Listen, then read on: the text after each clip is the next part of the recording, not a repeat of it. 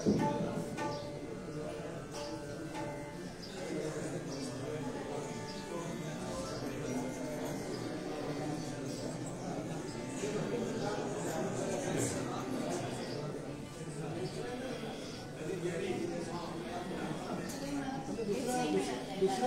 यांचं आहे ते 11वी दिशा म्हणून पुस्तक आहे. 11वी दिशा म्हणून सुनील चिंचोळकरांचं एक पुस्तक आहे ते विचार मोठं पुस्तक आहे. तुम्हाला किती दिवसात पाहिजे?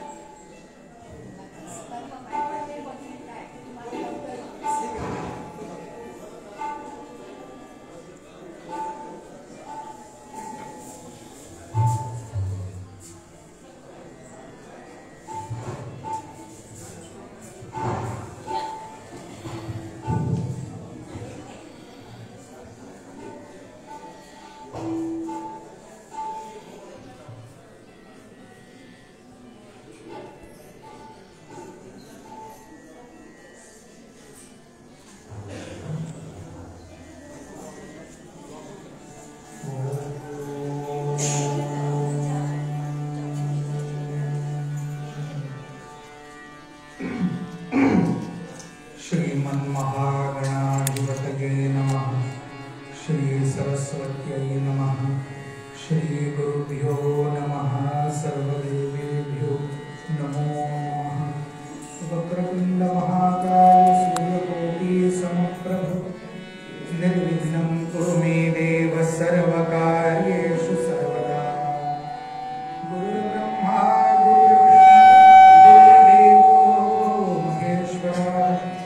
साक्षात् परब्रह्म तस्मै गुरवे नमः. आकाशाय वस्त्रं करवण्डधारणं कमण्डलं पद्मकरेण शङ्खं चक्रं गदाभूषितभूषणाढ्यं श्रीपादराजं शरणं प्रपद्ये. अलङ्कापुरी पुण्यभूमि पवित्र तिथे नामगतो ज्ञानराजा सुपात्र तया आठविता महापुण्य राशी. नमस्कार माझा सद्गुरु ज्ञानेश्वरासी. नमो सद्गुरु तुलया ज्ञानदीपा. नमो सद्गुरु सच्चिदानंद रूपा. नमो सद्गुरु भक्त कल्याण मूर्ती. नमो सद्गुरु भास्करा पूर्ण योगी. म्हणा शुकासारिखे पूर्ण वैराग्य जासे. वशिष्ठा परिज्ञान योगेश्वरासे. कबीरा सारिखा मान्य ऐसा. नमस्कार माझा सद्गुरु रामदासा. जयांचा जनी जन्मनामार्थ झाला. जयाने सदा वासनामात केला. जयांच्या मुखी सर्वदा नाम कीर्ती. नमस्कार त्या ब्रह्मचैतन्य. तुला योग्य वाटेल ते त्वा करावे. शिशूने पित्याला कसे शिकवावे. गणोची सदा वाढ चित्तात चिंता. नमस्कार माझा पुन्हा साईनाथ. मूकं करोति वाचालं पंगुं लंघयते यत्कृपातमहं वन्दे परमानन्दमाधवम्.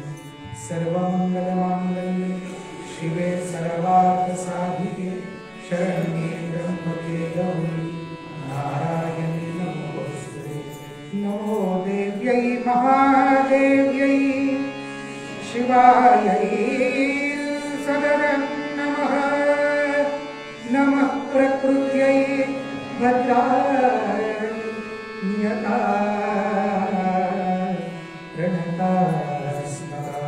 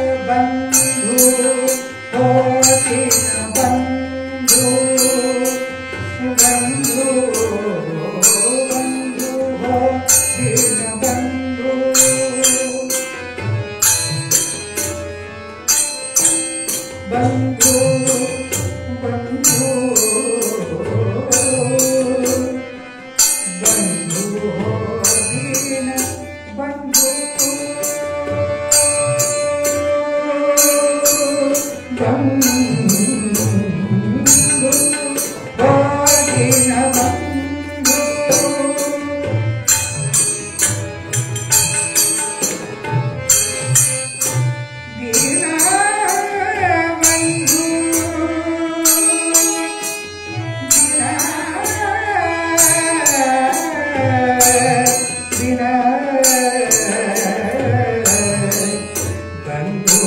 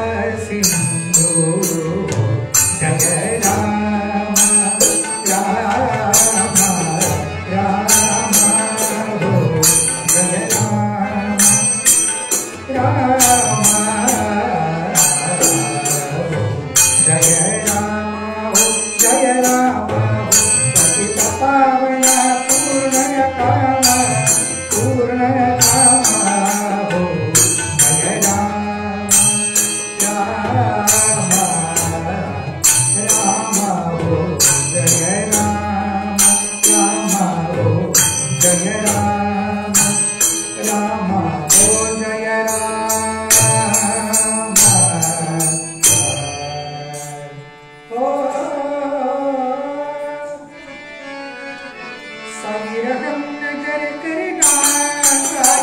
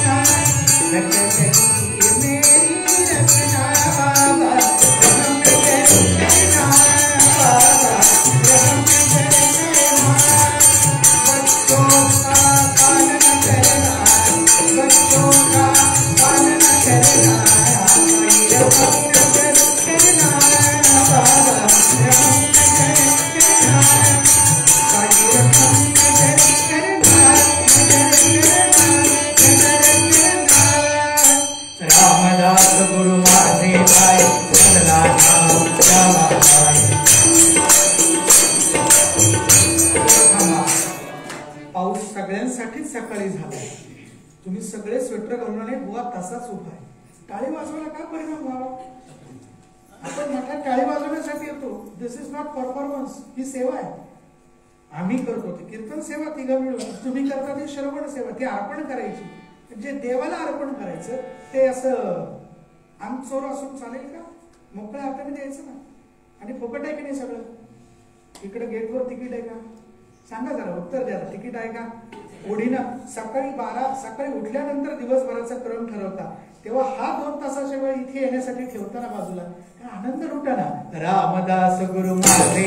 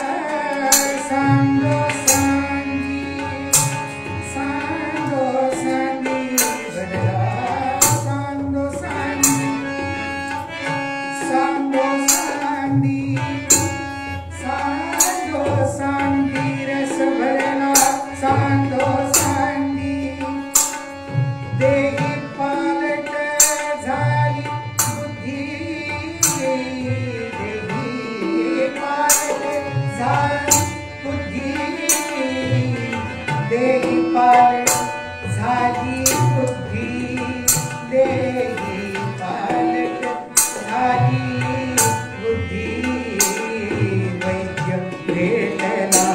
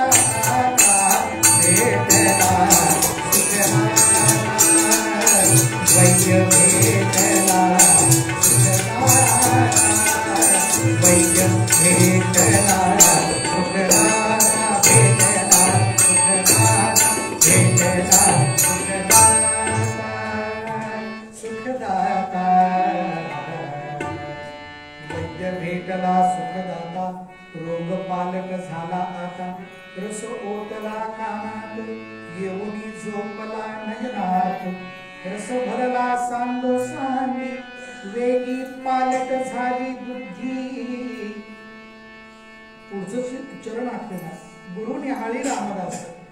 सर्वांची क्षमा मागतो सभेची. खूप खूप शर्मेची गोष्ट माझ्यासाठी, पण सद्गुरु परीक्षा बघतात. चरण आठवे नाही असून त्यांची कृपा आहे. नक्की निरूपणादरम्यान आठवेल तसं समोर मांडेल. सद्गुरुनाथ महाराज की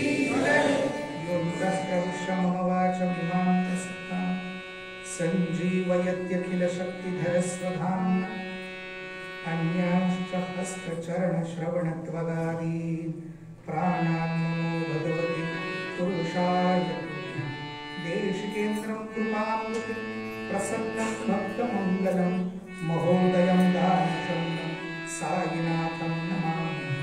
सद्गुरुनाथ महाराज की जय.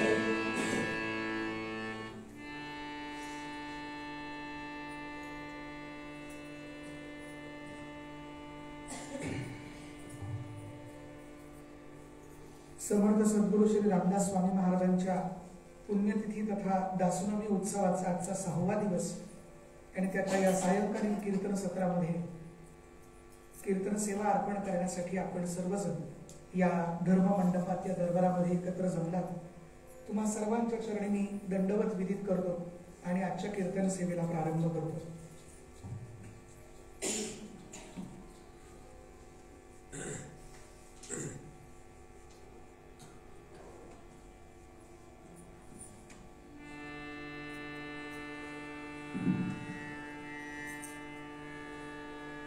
वैद्य भेटला सुखदाता ही समर्थ सद्गुरू रामदास स्वामी महाराजांच्या अभंग गाथेतली एक सुंदर रचना काल आपण निरूपणासाठी घेतली आहे.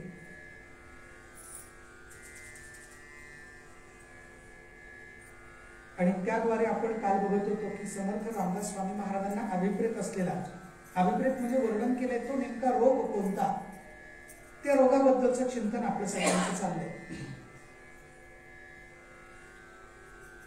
समर्थ रामदास स्वामी महाराजांनी काय उपक्रम घालून दिला जेणेकरून आपण इथे एकत्र जमतोय.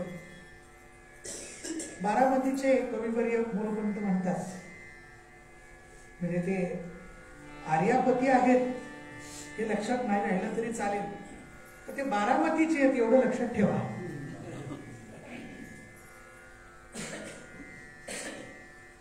त्यांच्या पुतण्याच्या नावावर एक आर्य आहे.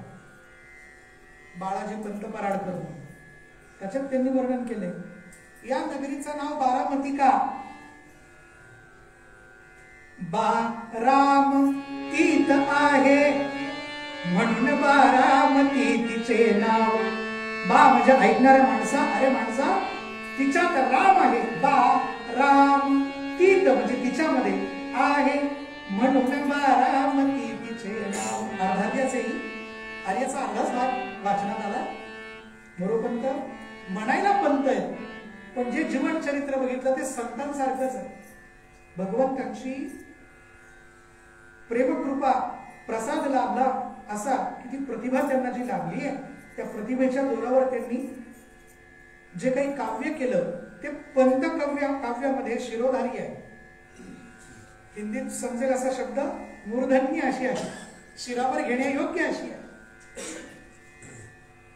पण तरी सुद्धा अनेक पंत कवींची जर चरित्र बघितली किंवा रचना जर बघितली, त्याच्यामध्ये प्रासादिकता नाही. काव्यामध्ये फरक केलाय. एक क्लिष्ट काव्य आणि एक प्रासादिक काव्य, हे अगदी ढोबळ फरक सांगितला.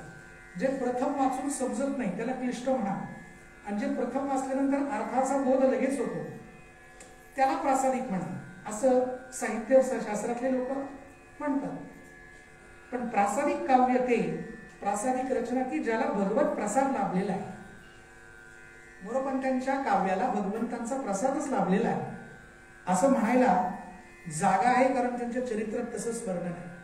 बारामतीत जे सांगण्याचं तात्पर्य असं, बारामती नगरीमध्ये जिथे ते राहायचे तिथं त्यांचं राम मंदिर आजही आहे, आणि म्हणून त्यांनी सांगितलं रामतीत आहे म्हणून बारामती तिचे नाव.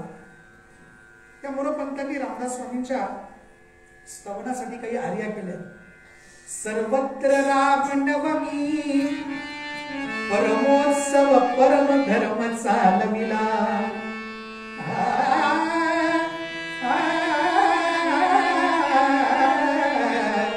सर्वत्र राम नवमी परमोत्सव परम धर्म चालविला.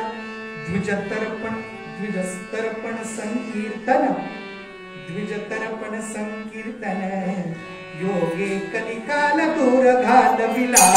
राम श्याम राम हरे हरे राम राम राम राम हरे हरे राम राम राम प्रभु राम राम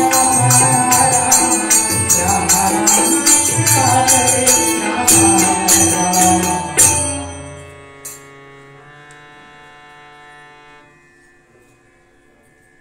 समर्थ रामदास स्वामींनी काय केलं तर रामनवमीचा उत्सव सुरू केला. मी काल ज्ञानी भक्ताची जी लक्षणं सांगितली माऊलींच्या वर्णनामध्ये, त्यात असं वर्णन आहे की ज्याला ब्रह्मसायुज्यता प्राप्त झाली, तो प्राप्त झाल्यानंतर जागी बसत नाही. तो काय करतो तर ते मिळालेलं धन जगाला देतो. म्हणून मुक्त आणि संत यांच्यामध्ये फरक हा सांगितला. जो जागीच बसतो जेणेकरून त्याला साधना करता येईल, आणि तो साधना करता करता सिद्ध होतो, त्याला ब्रह्मसायुज्य प्राप्त होतं, आणि तो प्राप्त झाल्यानंतरही तसाच राहतो, त्याला म्हणायचं मुक्त. आणि जो ब्रह्मसायुज्य प्राप्त झाल्यानंतर एका ठिकाणी थांबत नाही, सर्वत्र फिरतो, त्याला म्हणायचं संत. पंतांची आर्या त्यासाठी महत्वाची. सर्वत्र राम नवमी परमोत्सव परम धर्म चालविला. सर्वत्र रामनवमीचा उत्सव सुरू केला.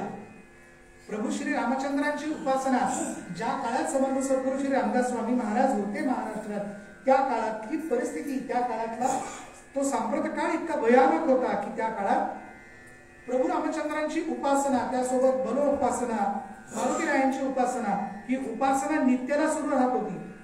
पण तो नेहमीचा नित्याचाच उपासनेचा क्रम चालवत असताना वर्षातला निदान एक तरी असा एक कालावधी असावा जिथं त्याची परमावधी व्हायला हवी.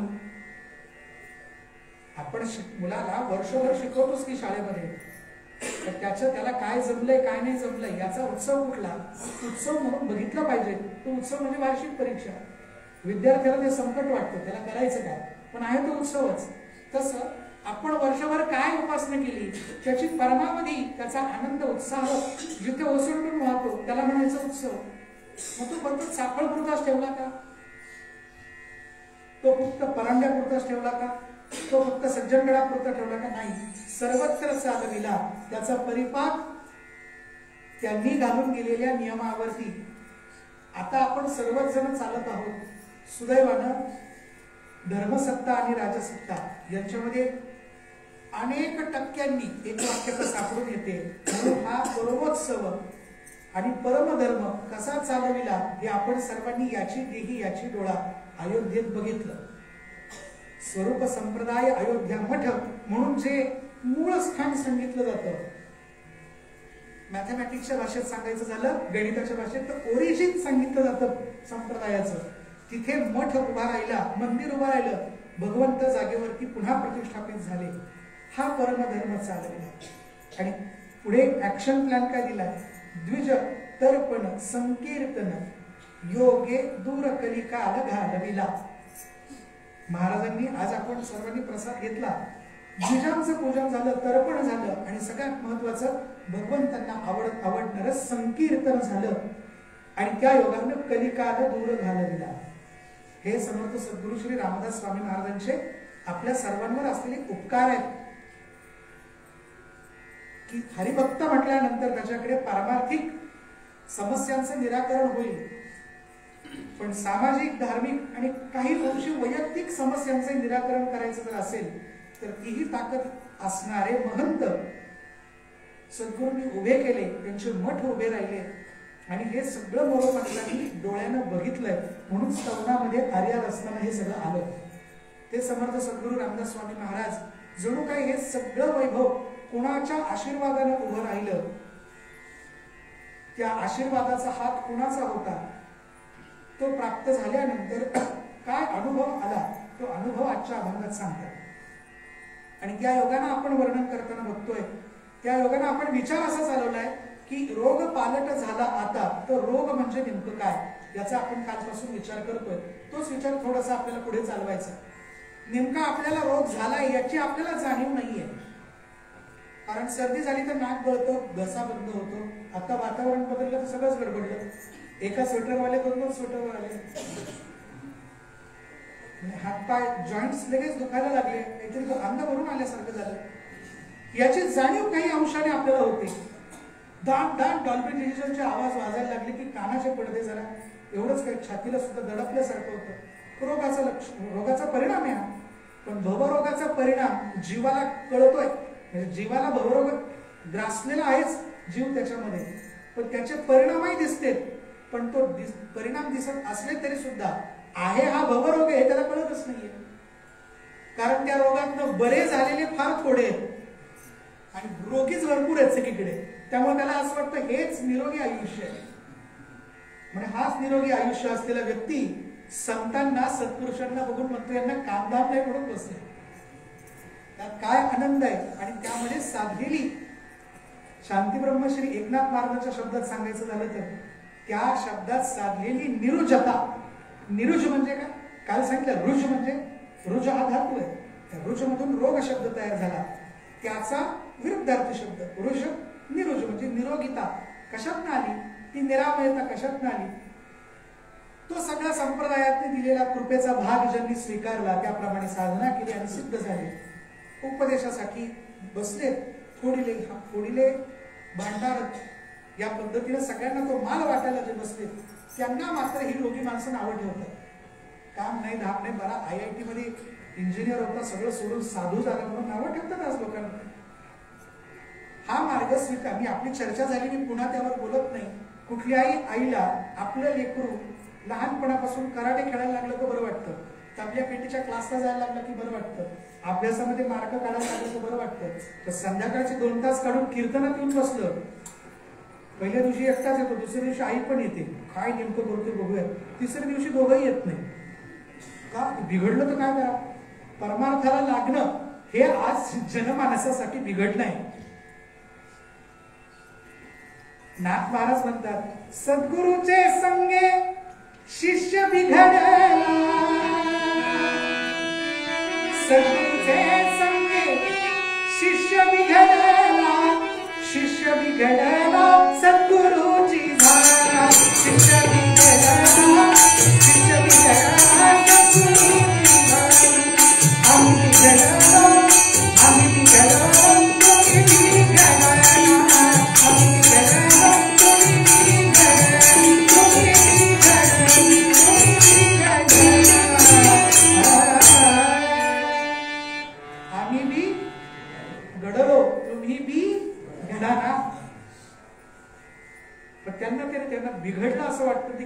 निघून जातात. म्हणून आपल्याला रोग झालाय आणि तो रोग झाला म्हणूनच आपण जन्माला आलोय हा विचार आपण काल बघितला. ज्याला रोग झाला त्याची लक्षणं काय, तर तो प्रपंचात अडकलेला असतो, त्याला भ्रम झालेला असतो. तो भ्रम सुद्धा या भवामुळे म्हणजे संसारामुळेच झालेला असतो. त्या रोगाचं नावच भवरोग आहे. मग संसारामध्ये जे जे द्वैत आहे त्या द्वैतानं त्याला पकडलेलं असतं. मी तू या भावनेनं तो अहंकारी झालेला असतो. तो प्रपंचात आहे, त्याच्यासाठी लागतं धन. त्या धनाच्या आशेनं तो लालसी झालेला असतो, तो लोभी झालेला असतो.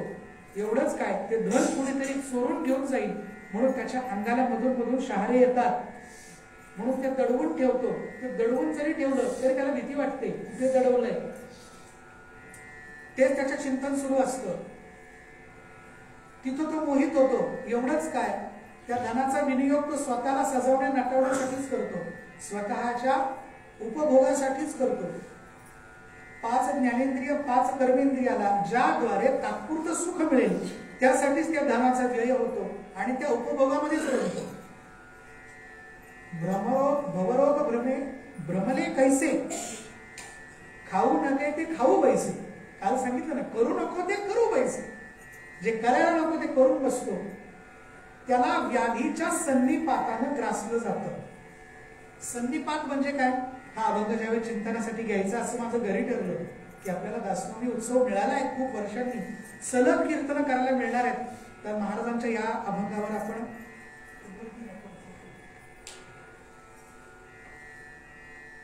सलग आपण याच्यावरती निरूपण करूयात. म्हणून आमचे आयुर्वेदिक डॉक्टर मित्र आहेत, वैद्य आहेत, त्यांना हाताशी घेतलं. त्यांना म्हटलं हे सापडलंय काय काय संत वाङ्मय, शब्दांचे अर्थ लागे ना. तर ते म्हणतात, ते विचारलं मग काय काय हवं तुम्हाला. त्यांनी भरपूर काय काय पाठवलं, पण त्याची सगळ्यांची जोडणी करून बघितली. इकडे असे आयुर्वेदात असे तर परमार्थात कसं लागतं याचे जॉईंट पण लावून बघितले. पण वेळ आणि कीर्तनाच्या सभेचे नियम बघता सगळं मांडता येत नाही. सहज प्रश्न विचारला, सन्निपात म्हणजे काय. तर ते म्हणतात वात पित्त आणि कफ यांचा या 3 फेजचा बॅलन्स बिघडला. इलेक्ट्रिकल इंजिनियर 3 फेजचा बॅलन्स बिघडला, सिस्टीम इम्बॅलन्स झाले की रोग होतो. आणि ज्या वेळेस या तिघांचाही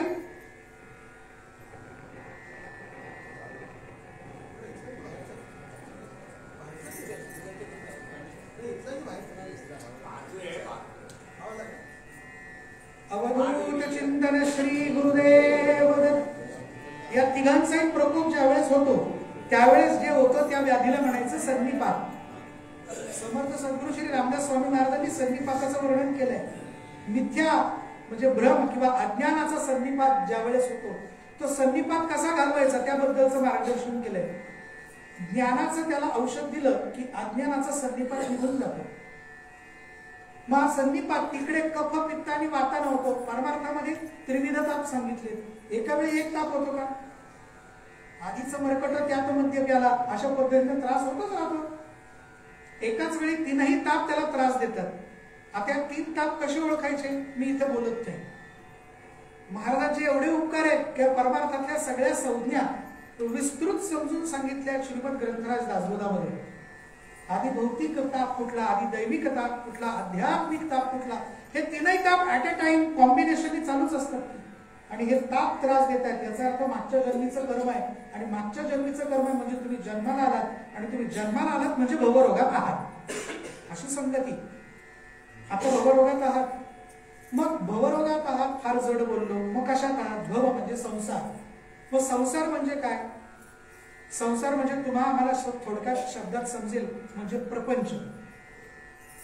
आणि या प्रपंचामध्ये पडल्यानंतर त्याचं नावाची फोड केली का, प्र म्हणजे प्रकर्षानं, पंच म्हणजे 5, याचा जो उपभोग घेतो म्हणजे तो प्रपंचात आहे असं म्हणता येईल आपल्याला. म्हणून काल आपण बघितलं की जीव हा प्रापंचिक सुखाचे उपभोग हे 5 इंद्रियानं घेतो. आणि ज्या इंद्रियाने जे भोग घेतले जातात त्याला म्हटलं जातं विषय. आणि विषयांमध्ये शब्द स्पर्श रस रूप गंध असं वर्गीकरण केलंय. त्यामध्ये शब्द विषयाचा उपभोग घेण्यासाठी हरिण आपला प्राण गमावतो हे आपण काल बघितलं. विचार असा आहे, या पाचही विषयांचा उपभोग घेण्यासाठी 5 वेगवेगळे जीव आपले आपले प्राण गमावतात. हे सूत्र आहे. पहिला बघितलं आपण, शब्दासाठी कोण प्राण गमावतं? हरिण प्राण गमावतो. दुसरा विषय कोणता आहे? शब्द. स्पर्श. स्पर्शासाठी हत्ती आपला प्राण गमावतो. ज्यावेळेस अजस्र असे हत्ती वेगवेगळ्या कारणासाठी पकडायचं ठरतं शिकाऱ्यांचं, त्यावेळेस हत्ती अडकून पडेल एवढा मोठा खड्डा खोदला जातो. त्या खड्ड्यावरती वरतून मोठमोठे लाकडाचे ओंडके टाकले जातात. ते ओंडके दिसू नयेत म्हणून गवत पालापाचोळा अंथरला जातो आणि त्या ओंडक्यांचं जे झाकण होतं त्या झाकणाच्या मध्यभागी लाकडाची हत्तीण आणून ठेवली जाते. खऱ्या हत्तीला वाटतं की ती हत्तीण आहे, तिच्या स्पर्श सुखासाठी तो धावत धावत तिथे येतो. माझा आवाज येतो सर्वांना? तो आवाज देतोय काय? हा, एक चालू देतो. कीर्तनकाराला ऐकायचं असतं, बघायची काय संबंध? चित्रपट थोडी सुरू आहे, हरकत नाही, ऐकायला येतात सर्वांना. बस काय काय काय नाही, ती सगळी देवांची कृपा आहे, माझं काय नाही. चित्रपटासारखं, चित्रपटात उलट आहे. असो, तो हत्ती धावत धावत तिथे येतो. स्पर्श सुखासाठी लाचवलेला हत्ती, त्याच्या वजनाला ती लाकडं मोडतात. तो खड्ड्यात पडतो आणि वरतून ती हत्तीने त्याच्या अंगावर पडते. त्याला पडल्यानंतर कळते ती लाकडाची होती, आपण फसलोय. आणि मग त्याचा काही जण त्याचे दात उपटून त्याला बाहेर काढतात, त्याला सर्कशीसाठी वापरतात किंवा त्याला मारून टाकतात, हस्तिदंत घेऊन जातात. अशा पद्धतीनं हत्ती मरतो. शब्द, स्पर्श. तिसरा विषय रस. रस या विषयाच्या उपभोगासाठी मासा आपला प्राण गमावतो. मासा जलचर येतो. मासा पकडण्यासाठी काही तंत्र वापरले जातात. कॉलनीची कॉलनी उचलायची असेल माशांची तर जाळं फेकलं जातं. पण काही हौशी लोक मासेमारी करण्यासाठी एक साधन विकत घेतात, त्याला म्हणतात गळ. आता इथे अनुभव नसेल, चित्रात व्हिडिओमध्ये कधी कोकणात फिरायला गेल्यावर बघितलं असेल. त्या गळाला पुढे एक वाकडा खिळा लावलेला असतो. आता तर फार प्रगत झाले तंत्रज्ञान. त्या गळाला माशाला जे आवडतं तो पदार्थ अडकवला जातो. आमच्या लहानपणी आम्ही काही मित्र बघायचे, खेकडे पकडायचे. तर एका दोऱ्याला बटाट्याचा तुकडा किंवा लिंबलीची गोळी लावायची, खेकडा त्याला पकडायचा, सोडायचं, तिथे वर घेऊन यायचे. मी अशा काही आयडिया द्यायला इथे आलेलो नाहीये, मी जे बघितलं ते सांगतो. मग तो मासा पकडण्यासाठी तो वाकडा जो खिळा आहे गळ, त्या गळाला जे माशाला आवडतं ते त्याला लावलं जातं.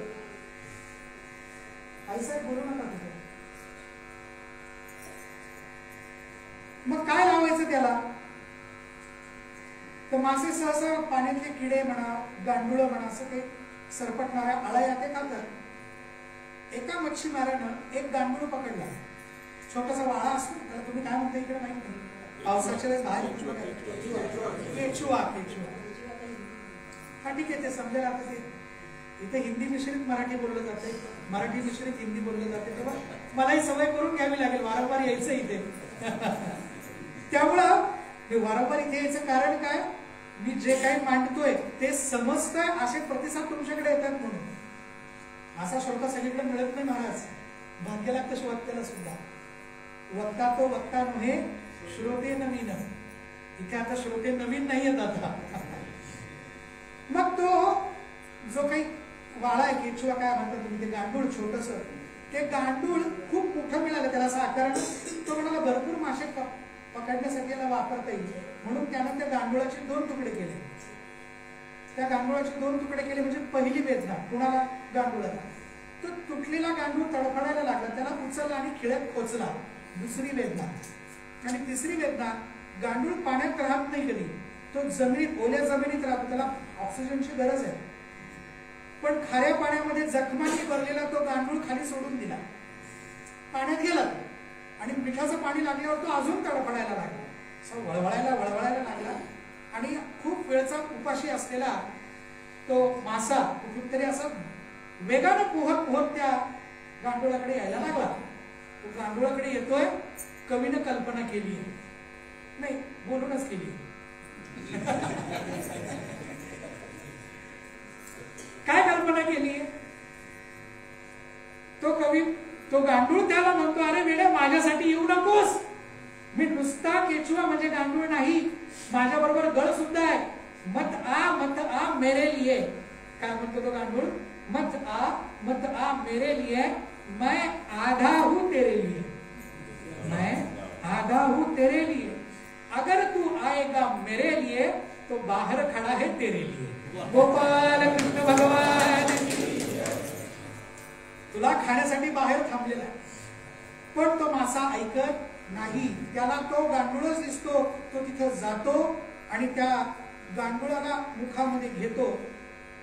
दोष मच्छीमाराचा नाहीये, मासा स्वतःहून त्याचं मुख त्या गळामध्ये स्वाधीन करतो. दोरी हल्ली का त्याला वर काढलं जातं आणि तडफडून मासा मरतो. पुढचं सांगायला नको. शब्द, स्पर्श, रस, रूप. तुम्ही सर्व माझ्या वडिलांच्या पिढीचे बरेच लोक बसलेले आहात. आज पद्धती प्रणाली विकसित झाली आहे. चांगल्या चांगल्या सिस्टीम्स आल्यात, लाईट सिस्टीम, एलईडी पर्यंत आपण येऊन ठेवलोय. तेव्हा मुलं अभ्यासाला बसल्यानंतर एलईडीत अभ्यास करतात, पण तुम्ही सर्वांनी कंदिलात अभ्यास केला, चिमणीत अभ्यास केला. एका चिमणीत म्हणजे गरिबी इतकी असायची म्हणे की एक दिवा देवाजवळ आणि घरात एकच चिमणी, त्या चिमणीत 5-6 जण अभ्यास करायचे. तरी एखाद्या घरातले वडील जर खाष्ट असतील तर विझवा म्हणायचे. ते पैसा काय झाडाला लागले का, तुमचा बाप देतो का पैसे, असं म्हणून चिडवायचे त्यांना. इतक्या गरिबीत अभ्यास केला. त्यावेळेस कंदिलाचं सगळ्यांनी निरीक्षण केलंय. कुठलाही दिवा किंवा कंदील असेल तर तिथे पतंग म्हणजे मोठ्या आकाराचं फुलपाखरू, किडे त्या पतंगावरती धाव घेतात. प्रकाशाचं वेड असतं त्यांना आणि त्यांनी धाव घेतला की त्या काचेला चिकटले, गरमाला ते मारतात खाली. किंवा पूर्वी जर चिमणी असेल किंवा ज्योत असेल त्या ज्योतीवर झडप घालतात, झडप घालून मारतात ते आणि मरून खाली पडतात. ज्ञानेश्वर माऊली म्हणतात, पतंगा दीपी आलिंगन तेथे त्याचे अचूक मरण. असा एकदम परफेक्ट शब्द वापरलाय संतांनी. पतंगा दीपी आलिंगन तेथे त्याचे अचूक मरण. किंवा आमिषाचे निशी गळगेळी मासा. पुढचं आठवे ना मला, तुकोबारायांचं वचन आहे की आमिष दिसतं म्हणून गळगेळी मासा. गळ म्हणजे शिकार मच्छीमार करत नाही, मासाच गळ गिळतो. तसं याचं पण हा पतंगा काय करतो, त्याच्यावर झडप घेतो आणि स्वतः जळून खात होतो. शेवटचा राहिला कोणता? गंध. गंधासाठी कोण आपला प्राण गमावतं? गंधासाठी भुंगा आपला प्राण गमावतो. अहो महाराज, आता हा तयार दगडी मस्त मंडप आहे, तिथे आपण कीर्तन करतो. अनेक ठिकाणी आता साताऱ्यातल्या वाई गावामध्ये कृष्णावेणी महाराजांचा उत्सव चालू आहे. कृष्णा नदीच्या काठावरती अनेक घाटांवरती महिनाभर उत्सव चालतो. 7-7 दिवस प्रत्येक घाटावर. ते लोक असाच दरबार लाकडाचा उभा करतात, मोठमोठ्या तुळ्यात मंडप वगैरे बांधतात आणि बाळोत्री नाही, स्वतःचं मालकीचं आहे त्यांचं. सगळे कार्यकर्ते काम करतात आणि कृष्णावेणीचा मंडप बांधतात आणि छान आरास करून आईसाहेबांची स्थापना होते आणि मग कीर्तन प्रवचनाचे उत्सव होतात. त्यावेळेस त्या उत्सवाचं काम करत असताना किंवा कुठल्याही ठिकाणी जिथं मंडप घालायचं तिथे अनेक वरिष्ठ माणसं छोट्यांना म्हणतात, वर्षभर झालं ती लाकडं तशीच पडलेली आहेत, बाहेर काढताना जपून काढा. पण लाकडाच्या आडोशाला किंवा त्याच्या साह्यात काय म्हणजे त्याला रहिवासाला विंचू येतात आणि लाकडामध्ये लाकूड पोखरून भुंगे राहतात. ज्याला लाकूड पोखरायची ताकद आहे तो भुंगा गंधाच्या अभिलाषेनं कमल पुष्पामध्ये जातो आणि तो कमल पुष्पात गेला की तो कमळातला तो मकरंद सेवन करता करता इतका गुंग होऊन जातो, इतका गुंग होऊन जातो, ते कमळ त्याला म्हणतं, अरे बाबा बास, आता मी सूर्यविकासिनी आहे, आता सूर्यास्त व्हायला आलाय, संध्याकाळचे 5:45 झाले आणि मग मी जर असा मिटून गेलो तर तू आत अडकून पडशील. तो म्हणाला, हरकत नाही, असा मुक्कामी थांबेल तुझ्याकडे मी ग्वाल्हेरच्या मठात आणि उद्या सकाळी उमललं की उडून निघून जाईल. तो त्याची परोपरीने समजून घालतो, पण तरी पण तो ऐकत नाही. ते कमळ मिटतं. कमळ मिटल्यानंतर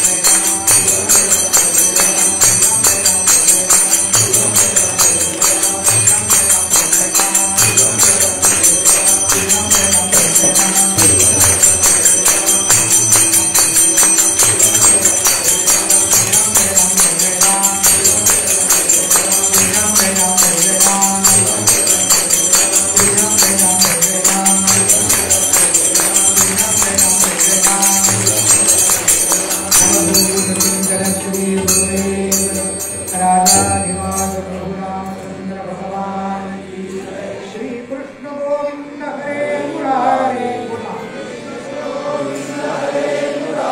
हे नाथ नारायण वासुदेव प्रद्युम्न दामोदर विश्वनाथ मुकुंद विष्णु भगवन् नमस्ते गोपाल कृष्ण भगवान की जय। आजानु बाहु गोमती आजानु बाहु गोमती दशीती पति एक नंदुती कपनी अंगात आजानु बाहु गोमती दशीती पति एक नंदुती कपनी अंगात पाय घोड खालीचा रंगलिये सावेता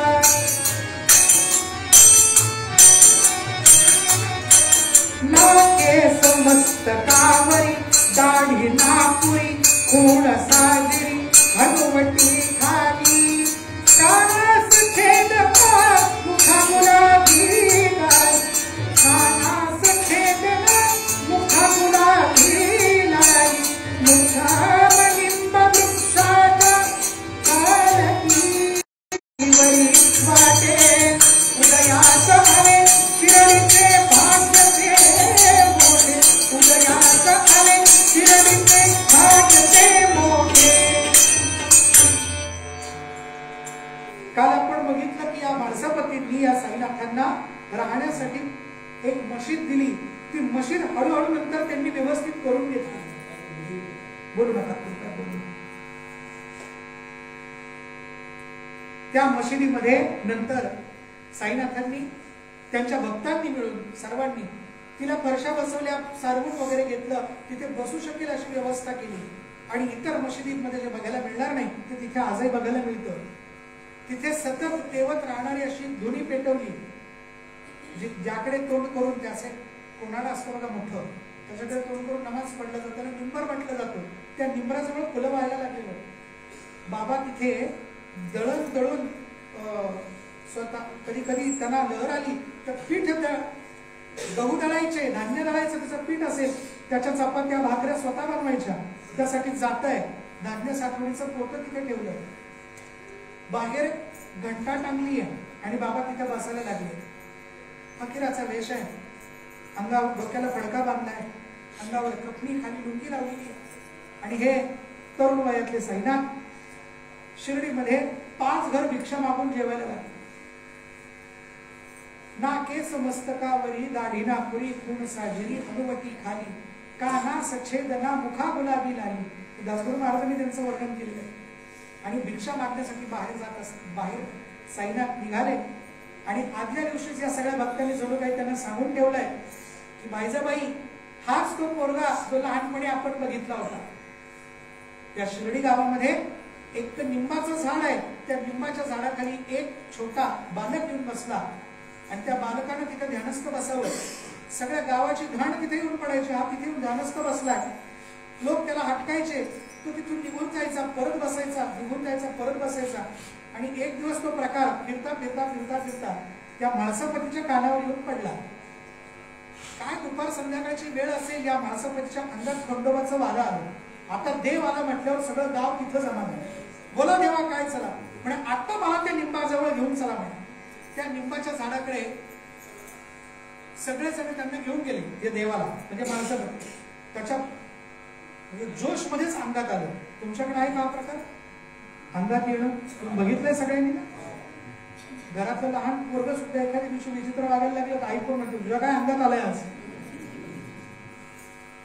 आता महाराष्ट्रामध्ये देवी मंदिरं खूप आहे, मीही एका देवीचा पुजारी आहे, त्यामुळं रोजच आहे आमच्यासाठी।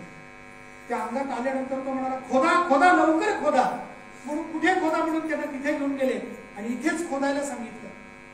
जिथे कोणी बघत पण नव्हतं त्या निंबाच्या झाडाखाली खोदलं गेलं तर खाली एक छोटं भुयार सापडलं। त्या भुयाराच्या आतमध्ये 4 पणत्या मिणमिणत्या दिसल्या। खाली एक मृगाजीन ठेवलं होतं, त्यावरती जपाची माळ ठेवली होती। ती जपाची माळ ठेवली आहे आणि त्या खोदल्यानंतर आतून एक वेगळाच दिव्य असा सुगंध यायला लागला। सगळं गाव त्या निंबाच्या झाडाखाली जमा झाले म्हटल्यावरती जंगलात निघून गेलेलं ते छोटं पोर धावत धावत आलं आणि ते म्हणालं हे स्थान झाकून ठेवा, हे माझ्या सद्गुरूंचं ठिकाण आहे, म्हणून ते ठिकाण ते झाकून ठेवलं. आणि हे काहीतरी दिव्य बाळे असं त्या लहान वयातल्या बाबांना बघून ज्या 4-5 जणांना वाटलं त्यातली एक बायजाबाई, गावच्या पाटलाची बायको, ते लहान लेकरू जंगलात कुठे गेलं म्हणून घरी भाकऱ्या वाढवाव्यात आणि त्याचा शोध घेत घेत त्याला खाऊ घालायचं. त्या लहान लेकराची ही आई झाली, तिचं नाव बायजाबाई. बेटा बोलू नकोस. आणि ही बायजाबाई तरुण वयातल्या त्या फकीर वेशाकडे बघून हरकून गेली की काल तात्या बाबा, काशीराम, आप्पा वगैरे लोक सांगत होते की तो परत आलाय, तोच हा. तिला आनंद झाला. हा झाला पूर्ववृत्तांत. खरं तर काका पूर्ववृत्तांत हे सुद्धा एक आख्यान आहे, पण आता हे सगळं दिवसांमध्ये बसवायचं आहे. आणि माझ्यासाठी आनंदाची गोष्ट अशी, लाईट आली आनंदाचीच गोष्ट आहे, पण कीर्तन करायला लागल्यानंतर झान जाता घेतलं. पहिलं आख्यान कुठलं सांगितलं? साईबाबा शिर्डीत आले, हेच आख्यान सांगितलं. त्यामुळे त्याच्याशी असलेला जो बंध आहे, अनुबंध जो आहे, तो फार प्रेमाचा आहे. बाबा शिर्डीत तिथे थांबायला लागले. गावकरी भक्त त्यांना आता मानायला लागले. माणसापतीनं मैत्री जोडून दिली म्हणून जोडला गेलेला भक्त, 2 भक्त जोडले गेले असं मी काल सांगितलं. त्यातला पहिला आप्पा जागले आणि दुसरा काशीराम शिंपी. त्या काशीराम शिंपीला जानकीराम नावाच्या एका गोसाव्यानं सांगितलं होतं की जो कोणी शिर्डीत येईल, जो कोणी फकीर, फुकरा, गोसावी, जंगम जो कोणी येईल त्याचं आदरातिथ्य तू करायचं आणि रोज एकटा कधीही जेवायचं नाही. जेवायला त्याला घरी घेऊन यायचं, सोबत कोणीतरी जेवायला हवा तुला. हा पहिला नियम घालून दिला. आणि दुसरा नियम, मुंग्यांना साखर घालायची, तो दुसरा नियम घालून. त्यामुळं काशीरामाची भेट घालून दिली. ते म्हणा आता आहेच आले तर जेवायला चला. त्यांना जेवायला घेऊन गेला. जेवायला घेऊन गेल्यानंतर मग काय त्यांचा आदर सत्कार केला झाला. हा काशीराम शिंपी आडनावच आहे. शिंपीपणाचा त्याच्या घरातला व्यवसाय. एक घोडा आहे त्याच्याकडे आणि या काशीरामाच्या पाठीवरती, माफ करा, या घोड्याच्या पाठीवरती कपडा लागता टाकायचा आणि बाजारला जायचं. एक दिवस बाजारला काशीराम गेला. कुठे? श्रीरामपूर जवळ नाऊर नावाचं एक गाव आहे. कोणतं? नाऊर. या नाऊर नावाच्या गावामध्ये गेला. घोड्यावरतीच प्रवास असायचा आणि जरा सूर्य कल्लाय, 3, 3:30, 4 वाजले घड्याळ तसं बघून आपल्याला माघारी फिरायला रात्र होईल या हिशोबानं त्यानं पटपट आपलं सामान सगळे गाठोडी गुंडाळली, परत एकदा आपले त्या घोड्यावरती टाकली, घोड्यावरती बसला आणि शिर्डीच्या दिशेनं निघाला. दरमजल करता करता सूर्यात अस्ताला पावला. शिर्डीच्या एक 4 किलोमीटर अलीकडे आस्तगाव नावाचं गाव आहे. तिथे कुठेतरी त्या घोड वाटेनं, पाय वाटेनं तो चाललाय. आणि हा रात्रीचा व्यापार करून आता सांग सकाळी सूर्य बुडाल्यानंतर शिर्डीकडे परत चाललाय. मस्तकवरती फेटा बांधलेला आहे, वैष्णवगंध गळ्यात माळ आहे, भरपूर गाठोडी याच्या सोबत आहे. नक्की हा व्यापारी आहे कपड्याचा. याला जर लुटलं तर भरपूर धन मिळेल म्हणून टपून बसलेले 2-3 चोर होते. त्या चोरांनी या काशीरामावरती हल्ला केला. त्याच्या हातामध्ये हत्यारं होती आणि त्या काशीरामावरती हल्ला केला. त्याला त्या घोड्यावरून खाली पाडलं आणि त्याच्या छाताडावरती तलवार सांगून तिथेच थांबून राहायचं, हलायचं नाही अजिबात. ते घोडं बिथरलं. घोड्याच्या पाठीवरचे सगळेच्या सगळे गाठोडी खाली पडली आणि गाठोडी खाली पडल्यामुळे ती मुचकाट त्याच्या गाठी सोडून आतमध्ये काही धन मिळतं का काय बघून त्यातले 2 चोर त्याच्यामध्ये व्यस्त झाले. काशीराम जो खाली उतरला त्याच्याकडे छोटस गाठोड होतं, गठोडी छोटी. ती गठोडी मात्र तिने अशी धरली, मीही देणार नाही. चोरांना वाटलं त्याच्यातच धन आहे. त्याच्यात काही नाही, पूजेचं सामान होतं आणि मुंग्यांना घालायची जी साखर होती ती त्याच्यात होती.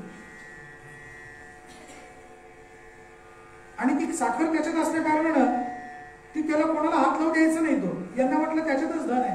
ती पुरसुंडी इकडे दे, तो म्हणे देत नाही. आणि त्याने तलवार घेतली. तलवारीचा घाव असा नाकावर असा बसला, खास करून तो घाव बसला.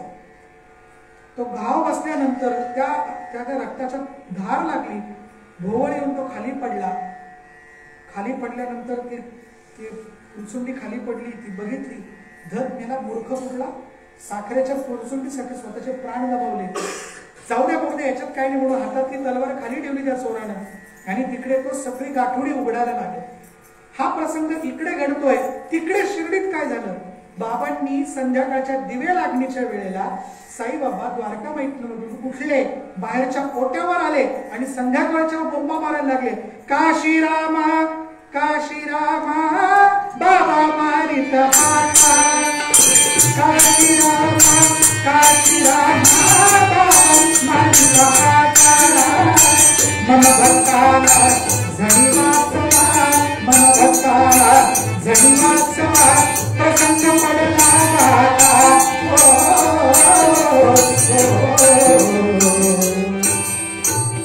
दिवे लागणीची वेळ आणि हे बाबा वर्णन केले लावणीत. बाबा आजानुभाऊ होते, असे उंच भुपाट देह असा त्यांचा. कुस्ती खेळलेली आधीच्या तारुण्यामध्ये एका हाताने लुंगीचा घोळ उचलून धरला आणि उठून बोंबा मारतात, माझ्या काशीरामाला वाचवा, माझ्या काशीरामाला वाचवा. गावातले लोक कदरले, काय सगळे दर्शनाला येत नव्हते, शिव्या देणारे भरपूर होते. ह्या म्हाताऱ्याला काय चळ लागला, पण हा कोण मूर्ख माणूस आहे. संध्याकाळच्या वेळी यांना म्हणत होतो, याला या मशिदीत ठेवू नका.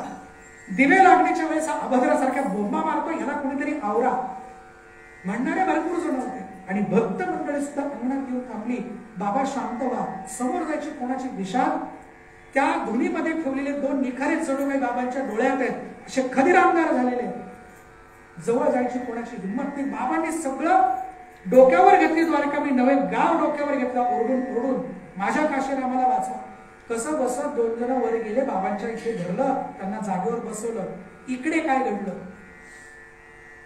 मूर्छा येऊन खाली पडलेला काशीराम सावध झाला, उठून उभा राहिला. तिथे तलवार पडली होती, ती तलवार घेतली हातामध्ये. बघतो इकडे तिकडे ते 3 चोर त्या कापडाची गाठोडी उचकण्याच्या नादात अडकून पडले होते.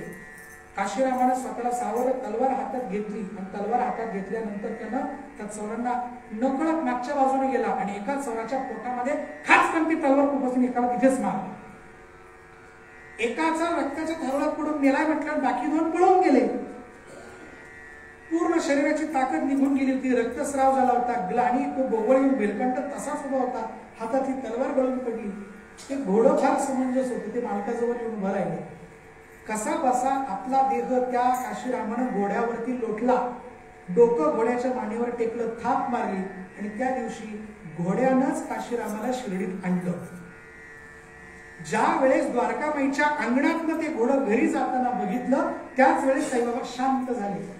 आणि बाबा शांत झाले म्हटल्यानंतर दुसऱ्या दिवशी सगळ्यांनी सांगितलं, अरे वेड्या, काल साईबाबांनी सगळं गाव डोक्यावर घेतलं. का? काय घडलं होतं असं? तो म्हणजे चोरांनी असं असं केलं म्हणून. म्हणजे केव्हा झालं?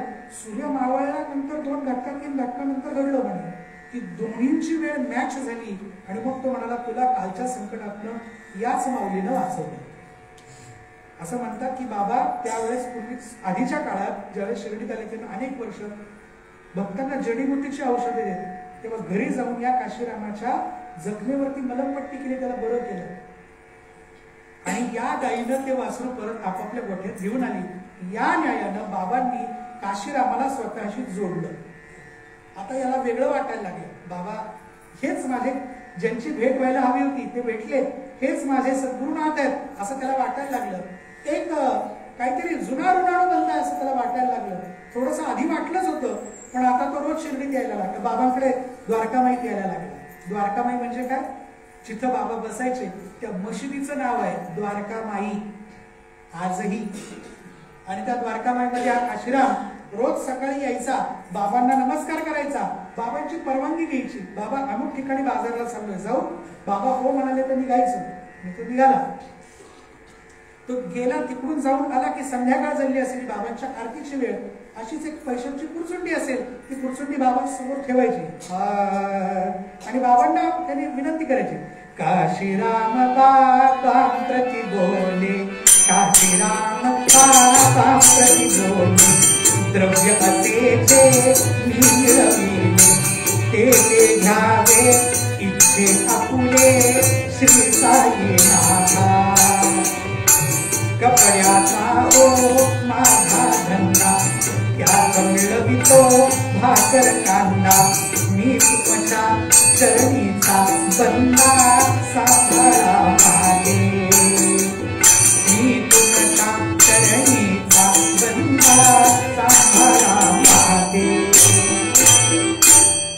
बाबांनी त्यानं कमवून आणलेल्या त्या नाण्यांमधली 2 नाणी काढून घ्यायची आणि बाकीची पुरसुटी त्याला परत द्यायची. असा प्रत्येक दिवशीचा क्रम ठरला. एक दिवस सगळ्या मित्रमंडळींनी त्याला घेरला. तो म्हणे तुला माहितीये का? तुम्ही काय? अरे दिवसभर साईबाबा एवढ्या लोकांना पैसे वाटतात आणि होतं कुठून पैसे यायचे काय माहिती, पण त्या काळात त्या गावच्या पाटील होते त्यांना 2 रुपये 5 रुपये द्यायचे साईबाबा. ज्या काळात कलेक्टरचा पगार होता 2 रुपये 3 रुपये, त्यावेळेस त्यांना द्यायचे, रोज पैसे द्यायचे. कुठून यायचे कुणास ठाऊक. बाबा सगळ्यांना पैसे देतात, फक्त तुझ्याकडनं घेतात. कळलं का? म्हणजे काका ते असं झालं, ते राघवेंद्र काका आहे ना, ते पूजेची फुलं ठेवली असतात, पण तुमचाच बेल मारुतीराच्या पायावर घालतात. असं एखाद्याला जर सांगतो काय होईल, त्याला जर आनंद झाला तर ठीक आहे, माझाच बेल साधं काम आहे का? बेलाचं झाड आपण लावलंय, खासदार मी खासदार, आपला बेल व्हायलाच पाहिजे, बोंबाला पार पाडतं त्याचा. तुझ्याकडनंच पैसे घेतात. आणि त्या दिवशीपासून काशीरामाचं वागणं बदललं. आणि ते वागणं बदललेलं कोणाला जरी नाही कळलं तरी ज्यांना कळायचं ते महाराजांना कळालं. रे रे काशीरामा, एक दिवस सकाळी गेला, बाबा मला जाऊ दे बाजार. रे रे काशीरामा बाजाराला न आज तू जावे. आज तू बाजारला जाऊ नको. राहुली शिर्डी माझी मज लागी रुपये अजून मोजावे. शिर्डीतच काम आणि माझ्यासाठी अजून पैसे मोज. बरं देतो. मग काय करायचं? बाबांसमोर पुरसुंडी ठेवली. बाबांनी 2 नाणी काढायची सवय होती, अख्खी पुरसुंडीच ठेवून घेतली. जा घरी म्हणजे पैसे बाळा अजून दे. ठीक आहे. घरी गेला, बायकोला विचारलं का ग नोटबंदीच्या आधी लपून ठेवलेले कुठले असतील तर काढ. मग ते निघाले काही पैसे, म्हणजे बाबांजवळ आणून ठेवले. आणि बाबांजवळ आणून ठेवल्यानंतर बाबांनी बरं ठीक आहे मोजले, बाजूला ठेवले, अजून घेऊन ये. आता कुठून आणायचे? घरात गेला, अजून काय विकण्यासारखं ते विकलं. वस्तू विकायला सुरुवात झाली घरातली. पैसे आणले. द्वारकामाईच्या अंगणातून जाताना दिसला काशा, इकडे पैसे. पैसे मागितले, दिले. ठीक, अजून पैसे घेऊन ये. घरी गेला, बायकोला सांगितलं बाबा आज पैसे मागतायत. हो हो. त्याचं कारण असे, बाबांचं वागण्याचा मागचा अर्थ आपण जर लावायचा झाला तर पूज्यश्री आप्पा सांगायचे, एखाद्याला जर एखादं दुखणं झालं ना, ते आयुर्वेदातले होते, त्यामुळे ते दुखणं आधी विकोपाला वाढू द्यायचं आणि मग हळूहळू कमी करायचं. औषध देताना एखादा बाळाला फोड जो झाला, ते फोडामध्ये घाण होते, पाणी होतं, पू रक्तच असतं, ते भरपूर मोठं करायचं आणि मग फोडून सगळं मिचरावून जातो घाणीचं. पण आधी तो फोडा फुगवावा लागतो. बाबांना बरोबर कळालं होतं की अहंकारामुळे कुठल्या कुकरमधला भात जळा नाही, हाच कुकर आहे म्हणजे काशीराम नावाचा. बरोबर पकडला. तू बाजारला जायचं नाही, माझ्यासाठी पैसे आण. आणि जातोय काशीराम, पैसे घेऊन येतोय, जातोय काशीराम, पैसे घेऊन येतोय. बायकोच्या गळ्यातले दागिने विकले, अलंकार सौभाग्याचे, नाक कान गळ्यातलं जोडलं, एवढंच राहिलं. आता काय विकायचं? ज्या जनावरावरती सगळ्या व्यवसायाची मदार आहे, घोडं विकलं. पैसे बाबा, घोड्याचे किती पैसे आले असतील, सगळे बाबांसमोर ठेवले. घरही विकलं राहतं आणि पैसे ठेवले तरी बाबा म्हणतात काशा मला पैसे दे. आता देण्यासारखं काहीही राहिलं नाही. आणि बाबांच्या समोर त्या द्वारकामाईच्या अंगणात सुट्टा काशीराम असा उभा आहे. आता माझ्याकडनं द्यायला काही राहील नाही. नाही, तू त्या दिवशी असं ऐकायला आलं की तू आम्हाला पैसे देतो, बघूयात आज तू किती पैसे देतो. आणि बाबा असं म्हटले, मात्र या काशीरामाच्या डोळ्यात पाण्याची धार लागली. बाबा मी कोण देणारा? बाबा म्हटलं मी तेच म्हणतो, आम्ही काय कोणाचे खातो, तो राम आम्हाला देतो आणि तू आम्हाला पोचतोस होय. पुढे काही शिव्या पण आल्या असतील, काही इथून देण्यासारख्या नाही. आणि त्याच मातीमध्ये त्यानं साष्टांग दंडवत घातला. हा तो काशीराम शिंदे. त्याच्या अंतःकरणाला शिवलेला अहंकार कशाचा आहे? प्रपंचाचा. म्हणजेच काय? संसार. म्हणजेच काय? भवरोग. आणि त्या भवरोगातून बाहेर काढणारा कोण भेटला? वैद्य भेटला, जो आपल्याला उद्या बघायचा कसा असतो. करुणी सायास शिकविती तो हा. या काशीरामाच्या अंतःकरणात असलेला, परमार्थाला परमघातक असलेला अहंकार बाबांनी असा ओढून काढला. याच काशीरामाने बाबांना कपणी शिवून दिली. कपणी, हिरव्या रंगाची कपणी शिवली. आणि ती कपणी शिवली आणि ती शिवलेली कपणी नंतर काशीरामानं बाबांना अर्पण केली. बाबांनी ती कधी वापरली नाही, तो सोबत ठेवली. बाबांची जेव्हा समाधी झाली ना, तर समाधीमध्ये बाबांना जेव्हा ठेवलं गेलं, तिथे त्या देहासोबत, बाबांच्या त्या पवित्र देहासोबत काही वस्तू ठेवल्या, त्यात ही कपणी ठेवली गेली. पण इतरही कपण्या साईबाबांना अर्पण केल्या, अनेक शिवून दिल्या काशीरामाने. बाबांची पद्धत होती, चांगली कपणी दिली की बाबा फाडायचे, परत शिवायचे, मग घालायचे. त्या काशीरामाचा मुलगा, त्याचं नाव बाळा शिंपी, तो बाबांचा पहिला चौकदार आहे. त्या बाळा शिंप्याला बाबा म्हणाले, बाळा इकडे ये. अरे ही बघ कपणी किती सुंदर शिवली आहे, फार सुंदर कपणी शिवली. शिवली नाही, मोगलाईतला शब्द आहे.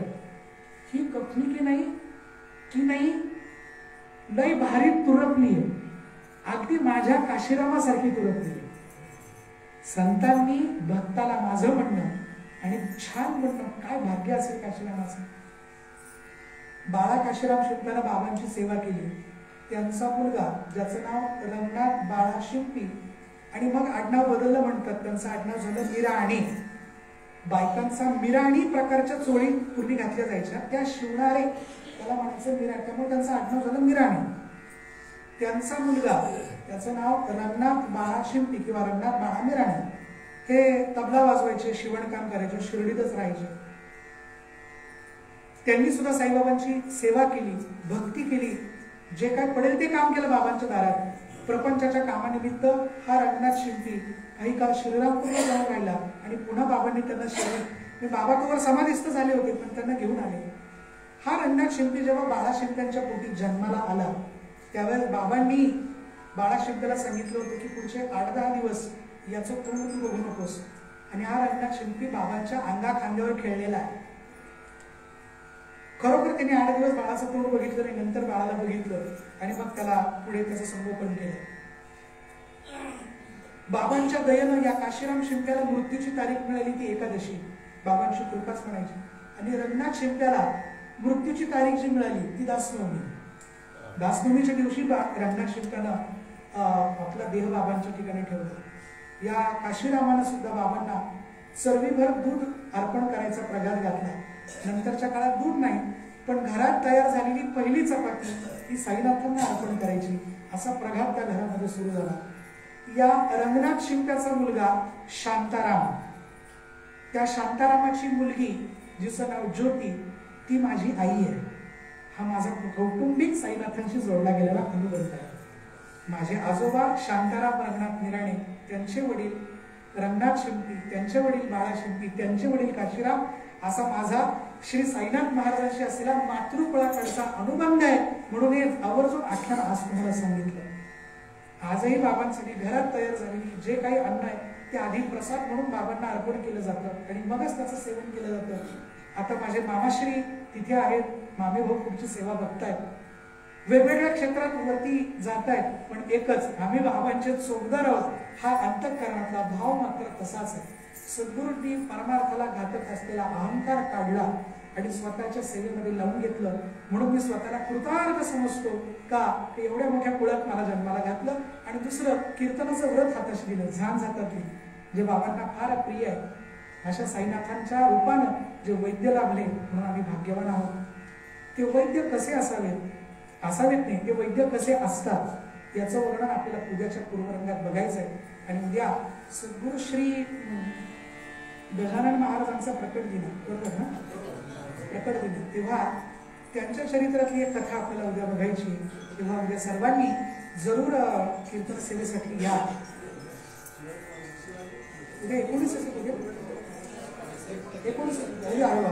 त्रिवेणी संगम, समर्थांचा दासनवमी उत्सव, गजानन महाराजांचे प्रकट दिन आणि छत्रपती शिवाजी महाराजांचे समर्थ सद्गुरू श्री रामदास स्वामींचे सत्शिष्य आहेत.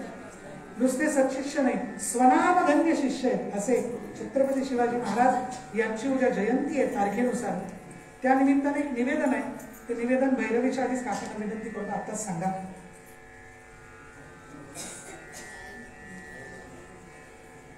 उद्या कार्यक्रमाचं आयोजन आहे, त्यातले जे कार्यकर्ते आहेत, आयोजक, ते इथे उपस्थित आहेत. पुण्याहून इथे श्री मातापूर श्री पियुष मातापूरकर जी आलेले आहेत आणि उद्या आर्टिस्ट कंबाईन वाले उद्या शिवसमर्थ योग असं म्हणायला हरकत नाही. गजानन महाराजांचा पण प्रगट दिवस आहे उद्या. असा निर्णायक कार्यक्रम गजानन महाराजांचे कार्यक्रम पण आहेत. त्या लोकांनी अटेंड करावं. इथल्या कीर्तनाची वेळ हीच राहणार आहे आणि मुलांना विनंती आहे उद्या 7:30ला आरती सकट कीर्तन समापन करूया. म्हणजे आपल्याला नाट्य मंदिरामध्ये आर्टिस्ट कंबाईनद्वारा आयोजित एक कार्यक्रम आहे शिवगाम हा कार्यक्रम आहे. त्याच्याबद्दल 2 मिनिटात ते माहिती सांगतील आपल्याला.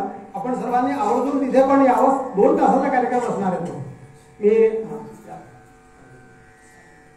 जय जय रघुवीर समर्थ. खर तर बुवांची इतकी अमुकवाणी इथे असताना आपण सगळे त्यात रंगलेले असताना आम्ही येऊन मध्ये व्यत्यय आणणं आणि या धर्मपीठासमोर भाष्य करणं खूप जड जात आहे. पण तरीही समर्थांचीच याचना करून निवेदन करतो. समर्थांनीच एका ठिकाणी भक्तांना म्हटलेलं आहे की थोडस वेगवेगळ्या ह्याच्यामध्ये आहे ते, पण नाट्यकला मज दे रे राम, संगीत गायन दे रे राम, आलाप कोडी दे रे राम, नृत्यकला मज दे रे राम. समर्थांनीच या कलांविषयी कृपा भागलेली आहे. श्रीरामाला त्या सगळ्या गोष्टी द्याव्या अशी याचना केलेली आहे. तेच सगळं घेऊन आम्ही पुण्याहून ग्वाल्हेरमध्ये आलेलो आहोत. समर्थ श्री रामदास स्वामींचे अत्यंत लाडके शिष्य, ज्याबद्दल खरं तर बराच वाद असतो, पण आपण त्या वादात न जाता या जसं समर्थांनी धर्मप्रसारासाठी आपलं आयुष्य वेचलं त्याचप्रमाणे ज्यांनी धर्मरक्षणासाठी संपूर्ण जीवन व्यतीत केलं असे छत्रपती शिवाजी महाराज यांची उद्या अर्थात 19 फेब्रुवारी रोजी जयंती आणि या शिवजयंती निमित्ताने उद्या ग्वाल्हेर मधल्या कंबाईन थिएटर मध्ये आर्टिस्ट कंबाईन या ठिकाणी नृत्य, गायन, वादन, नाट्य, निवेदन आणि कथा अशा सगळ्याच कलांचा एकत्रित संचामध्ये कार्यक्रम होणार आहे. शिवपूर्व काळापासून ते शिवराज्याभिषेकापर्यंतचा आपला हिंदवी धर्माचा दैदिप्यमान इतिहास मांडणारा हा कार्यक्रम अर्थात शिवगाम हा आपल्या इथे सादर होणार आहे. आपल्या सर्वांना विनंती आहे की आपण सर्वांनी जरूर जरूर जरूर या कार्यक्रमाला उपस्थिती लावावी. मगाशी बुवा सांगत होते त्या कथेमध्ये एका गांडोळाची कथा सांगत होते आणि त्या तो पोळी त्या गांडोळाचे 2 तुकडे करतो त्यांनी सांगितलं आणि सगळ्यांमधून असे सगळे आवाज आले. आपली मन इतकी सजग आहेत, आपल्यामध्ये करुणा इतकी भरलेली आहे. जरासा आपण विचार करूया, अवघ्या काही 3-4 शतकांपूर्वी या अशा गांडोळापेक्षाही वाईट अवस्था आपल्या धर्मातल्या लोकांची होत होती. अनेक उदाहरणं आहेत जिथे ज्या निर्घृण पद्धतीने आपल्याच सधर्मीयांना मारलं जात होतं. तर अशा ह्याच्यात बऱ्याचदा आपण घाबरतो आणि ते बघून मागे सरकतो. पण एकच हिंदवी राजा असा होता ज्याने शस्त्र स्वतः तर हातात घेतलं, पण इतरांच्याही मनगटामध्ये ते बळ आणलं की शस्त्र धरू शकेल, चालवू शकेल आणि आपल्या धर्माचं रक्षण करू शकेल. आणि याच छत्रपती शिवरायांचं वंदन करण्यासाठी म्हणून आपण उद्या हा कार्यक्रम करणार आहोत. तरी सर्वांना विनंती आहे की उद्या 7 वाजता नक्की 7:30 वाजता या ठिकाणी उपस्थित राहावं आणि छत्रपतींना आपण सारेच मिळून अभिवादन करूया इतकंच निवेदन करतो. मध्ये खंड आणला त्याबद्दल आपल्या सर्वांची क्षमा मागतो आणि थांबतो. जय जय रघुवीर.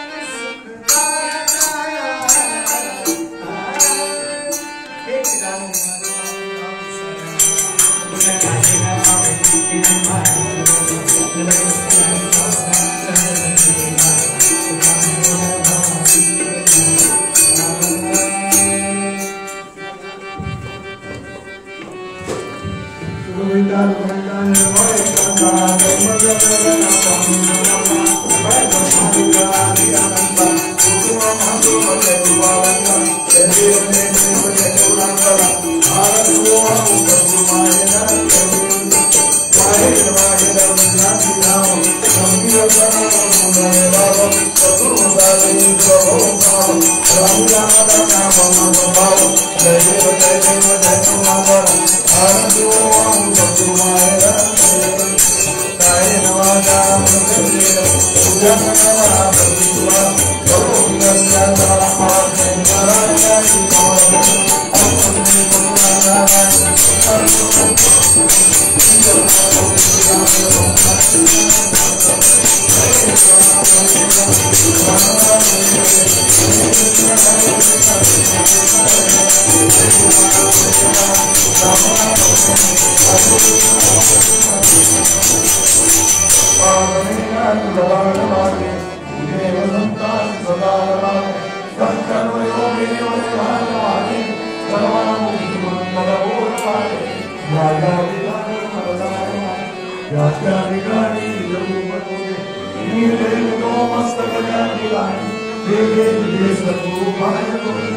Jai Jai Raghuveer Sammat.